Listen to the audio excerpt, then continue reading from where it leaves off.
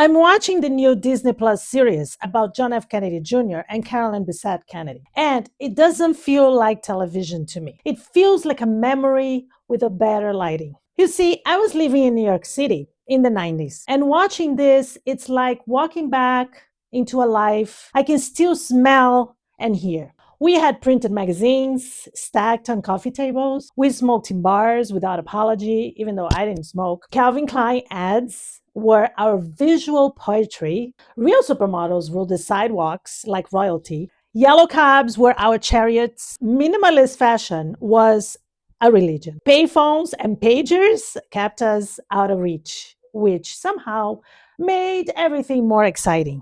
And the Met Gala is where I met the entire Kennedy family. I mean, there were nightclubs that didn't open until your real personality did. Movie stars who actually felt like stars. Subway tokens clinging in the bottom of your bag. Remember that? Click, click, click, click, click, click. Loft parties with exposed bricks and impossible dreams. I lived in a loft. It was incredible. A Discman skipping in your purse while you hurry downtown.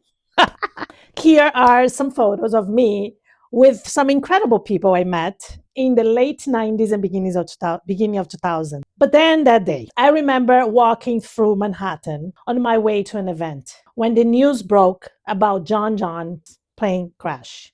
The city shifted. People stopped mid-stride. Taxi drivers turned up their radios. Strangers locked eyes in disbelief. It felt like we had all lost something we knew. I cried, yes, not just because of who he was to the world, but because I had recently met him at an event. He was charismatic in that effortless way you can't manufacture. Handsome, yes, but also warm, fun, disarming. He carried history on his shoulders and still made you feel like you were the only person in the room.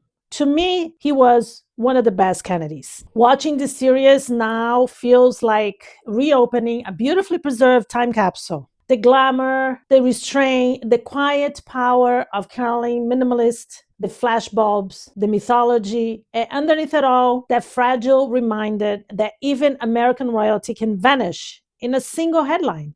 I will share my full thoughts after I have watched every episode. For now, I am just sitting with the city as it was and the people we thought would last forever. Mwah!